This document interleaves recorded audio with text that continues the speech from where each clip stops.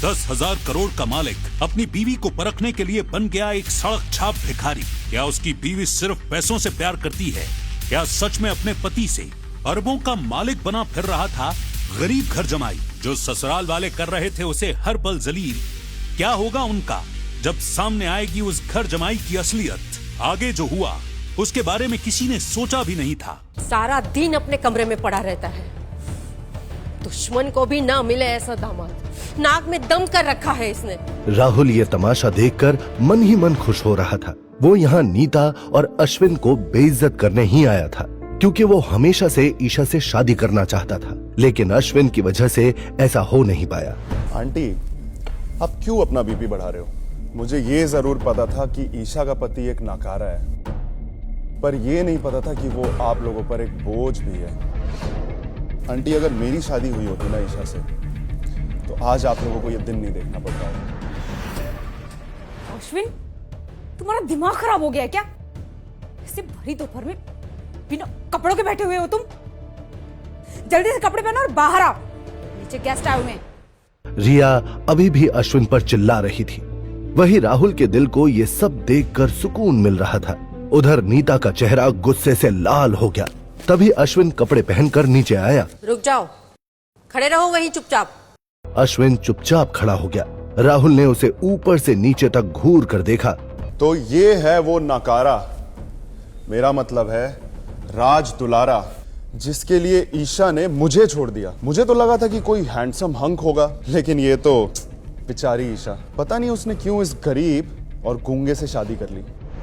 राहुल लगातार अश्विन के बारे में उल्टा सीधा बोले जा रहा था। वही बगल में नीता और रिया दोनों चुपचाप खड़े सब सुन रहे थे। उधर अश्विन बस एक टक राहुल को देख रहा था। आंटी, मेरे घर एक सर्वेंट की जरूरत है, अगर आप कहें तो मैं मम्मी से इसके लिए बात करूं? इतना कहते ही राहुल जोर जोर से हंसने लगा। लेकिन नीता के चेहरे पर अभी भी गुस्सा साफ साफ दिखाई दे रहा था। उसे लग रहा था कि अश्विन के कारण ही उन्हें ये सब सुनना पड़ रहा है। क्या नाम बताया? अश्विन ना? अश्विन, अगर तुझ में जरा सी भी शर्म, थोड़ी सी भी मर्दानगी बची है ना, तो चुपचाप अभी इस घर से निकल जा। जरा सी भी शर्म नहीं आती ना तुझे? अरे इसे कितना भी बोलो, कोई फर्क नहीं पड़ता इसे। तेरे जैसा इंसान ईशा को डिजर्व नहीं करता। ईशा एक ऐसा हस्बैंड डिजर्व करती है जो उसे सपोर्ट करे, उसे ग्रो करने में मदद करे। पर तेरे जैसा हस्बैंड, तूने तो उसकी जिंदगी नरक से भी बदतर बना दी है। अबे तू इंसान है या कुत्ते की पूंछ? राहुल आज अपने मन की पूरी भड़ास अश्विन पर निकाल रहा था। उसने अश्विन को जलील करने और छोटा दिखाने में कोई कसर नहीं छोड़ी। आज राहुल के सामने वो इंसान खड़ा था जिसने उसका ईशा से शादी करने का सपना कभी हकीकत नहीं बनने दिया। ये ले 5 लाख रुपए का चेक। तुझ जैसे गरीब के लिए बहुत बड़ी अमाउंट है। अब ये ले और चुपचाप यहाँ से निकल। राहुल को लग रहा था कि अश्विन उससे 5 लाख रुपए ले लेगा और ईशा की जिंदगी से हमेशा हमेशा के लिए चला जाएगा। आंटी, मैं कल ही ईशा से शादी करूंगा, अगर आप परमिशन दे तो। आप देखना, मैं उसको रानी बनाकर रखूंगा। नीता ने हल्के से हाँ में सर हिला दिया। ये देखकर राहुल बहुत एक्साइटेड हो गया, लेकिन अश्विन अभी भी वहीं खड़ा था। ये देखकर अब राहुल को उस पर गुस्सा आने लगा। अबे तूने सुना नहीं? निकल यहाँ से। इसलिए उसने अश्विन की कॉलर पकड़ी और बाहर की तरफ खींचने लगा। काफी देर तक कोशिश करने के बाद भी जब राहुल अश्विन को जरा सा भी हिला नहीं पाया, तो उसने अश्विन के चेहरे पर एक पंच मारने की कोशिश की। ये देखकर रिया और नीता दोनों की चीख निकल गई। राहुल, राहुल! रिया और नीता दोनों राहुल की तरफ भागी, लेकिन इसके बाद जो हुआ वो देखकर दोनों की आंखें फटी की फटी रह गई और अपने एक हाथ से राहुल के गले को पकड़ लिया। राहुल का पूरा चेहरा लाल हो चुका था।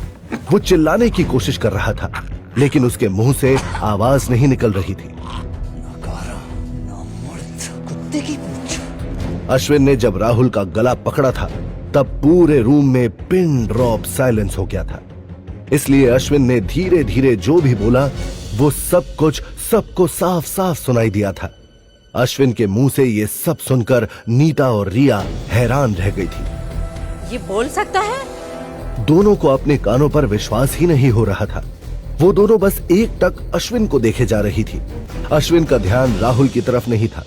इसी का फायदा उठाकर राहुल ने बगल में रखा टेबल वेज उठाए और अश्विन के सर पर मार दिया, लेकिन अश्विन ने एक बार फिर खुद को बचा लिया। तू मुझे मारने की कोशिश कर रहा था? हाँ, अश्विन की आंखों में गुस्सा साफ नजर आ रहा था। उसने जिस हाथ से राहुल की गर्दन पकड़ रखी थी, उसी हाथ से उसे जमीन से 3 फीट ऊपर उठा दिया। राहुल की आंखें लाल हो चुकी थी, उसके माथे पर पसीना आने लगा था। मैं चुप था, शांत था, तो कुछ भी बोले जा रहा था। हाँ? धीरे धीरे राहुल का दम घुट रहा था। ऐसा लग रहा था जैसे आज उसकी जिंदगी का आखिरी दिन हो। अश्विन को ऐसे देखकर नीता बहुत डर गई थी। अश्विन, ये क्या कर रहे हो? छोड़ो उसे। देखो तुम गलत कर रहे हो। मैं गलत कर रहा हूँ और ये जो कर रहा था वो ठीक था। Wow, double standard. अश्विन अपनी बात पूरी कर पाता उससे पहले ही नीता का फोन बजा। फोन ईशा का था। नीता ने फटाफट फोन उठाया। हेलो? अरे पर कैसे? हेलो ईशा, अरे कुछ तो बोलो। Hello hello hello. नीता आगे कुछ भी पूछती उससे पहले ही फोन कट गया। नीता को ऐसे परेशान देखकर अश्विन ने राहुल को जमीन पर पटक दिया और नीता को आश्चर्य से देखने लगा। क्या हुआ ईशा को? क्या हुआ मॉम? पता नहीं, बस इतना पता है कि ईशा को पकड़ने ऑफिस में पुलिस आई है। किसी ने उस पर गलत प्रोडक्ट बेचने का इल्जाम लगाया है। फिर तो हमें फटाफट ईशा के ऑफिस चलना चाहिए। हाँ, चलो चलो। आंटी आप फिक्र मत कीजिए, मेरी पुलिस में बहुत जान पहचान है। मैं ईशा को कुछ भी नहीं होने दूंगा। राहुल, नीता और रिया के साथ ईशा के ऑफिस जाने के लिए घर से बाहर आ गया। राहुल ने जैसे ही अपनी गाड़ी स्टार्ट की, उसने देखा कि अश्विन भी उसकी गाड़ी में बैठ रहा था। 1 मिनट, तू कहाँ हम लोग के साथ आ रहा है? ईशा की जिंदगी बर्बाद करके मन नहीं भरा क्या तेरा? चल पीछे हट। राहुल की बात सुनकर अश्विन ने गाड़ी का दरवाजा बंद कर दिया। राहुल वहां से निकल गया। अश्विन भले ही कोई जॉब नहीं करता हो, लेकिन ईशा थी तो उसकी पत्नी ही। वो इस समय उसे अकेला नहीं छोड़ना चाहता था, इसलिए उसने टैक्सी पकड़ी और सीधा ईशा के ऑफिस चला गया। तुम्हें पता भी है तुमने क्या किया है? कितने घटिया प्रोडक्ट है तुम्हारे कंपनी के। ऑफिस के हॉल एरिया में एक लेडी खड़े खड़े चिल्ला रही थी। सामने खूबसूरत ईशा चुपचाप खड़ी थी। तुम लोग ना कस्टमर को बेवकूफ बनाते हो। तुम्हें जरा सी भी शर्म नहीं आती है? मैम, आप प्लीज मेरी बात को सुनिए, समझिए। आप बस चिल्लाए जा रही हैं। तो फिर मैं और क्या करूं? या तो तुम मुझसे माफी मांगो या फिर मुझे पूरे 100 करोड़ के कंपनसेशन अमाउंट दो, वरना जेल जाने के लिए तैयार रहो। 100 करोड़ की बात से तो ईशा भी सकपका गई। अगर वो खुद को और अपनी पूरी फैमिली को भी बेच दे तो भी 100 करोड़ रुपए जुटा पाना उसके लिए बहुत मुश्किल बात थी। ईशा बेटा, क्या हुआ? तुम ठीक तो हो ना? अब तक तो ठीक है, लेकिन कब तक ठीक रहेगी ना, इसका पता नहीं है। क्या मतलब? मतलब ये कि इसने मेरे साथ धोखा किया है। इसके कंपनी के कॉस्मेटिक प्रोडक्ट अप्लाई करके मेरी पूरी स्किन जल गई है। बाय द वे, आप इसकी माँ है? हाँ। अच्छा, आप भी यहाँ आ गई। क्या मतलब? मतलब ये कि या तो ये मुझे कंपनसेशन के पूरे 100 करोड़ रुपए देगी या तो पूरे परिवार के साथ धोखेधड़ी के केस में जेल में जाएगी। जूही की बात सुनकर नीता की आंखें फटी और मुंह खुला ही रह गया। ईशा ने कोई धोखेबाजी नहीं की है। उसके कंपनी के सारे प्रोडक्ट जेन्युइन है। आप ये सब पैसों के लिए फालतू का नाटक कर रही हैं। जूही ने जैसे ही ये सुना उसका खून खौल गया। उसे ऐसा लगा जैसे उसकी सेल्फ रिस्पेक्ट पर किसी ने वार किया हो। अच्छा, तो मैं इसे ब्लैकमेल कर रही हूँ? रुको, पुलिस ना भी आती होगी। हाँ, बुलाइए जिसको बुलाना है। मैं भी शहर के मेयर को जानता हूँ, देख लूंगा तुमको। मैं इस शहर के सेक्रेटरी की बहन हूँ। अब मैं तुम लोगों को बताती हूँ, एक एक को जेल में भिजवा दिया ना तो मेरा नाम जूही अग्निहोत्री नहीं। जूही की बात सुनकर राहुल के पैरों तले जमीन खिसक गई। वो चुपचाप 2 कदम पीछे हट गया। ये देखकर रिया को राहुल पर बहुत गुस्सा आ रहा था। क्या हुआ? पीछे क्यों हट गए?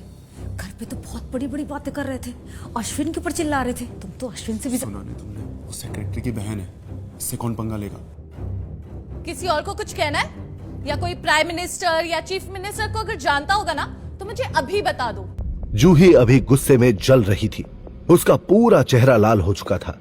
वहीं ईशा को अपनी नजरों के सामने अपना करियर खत्म होते दिखाई दे रहा था।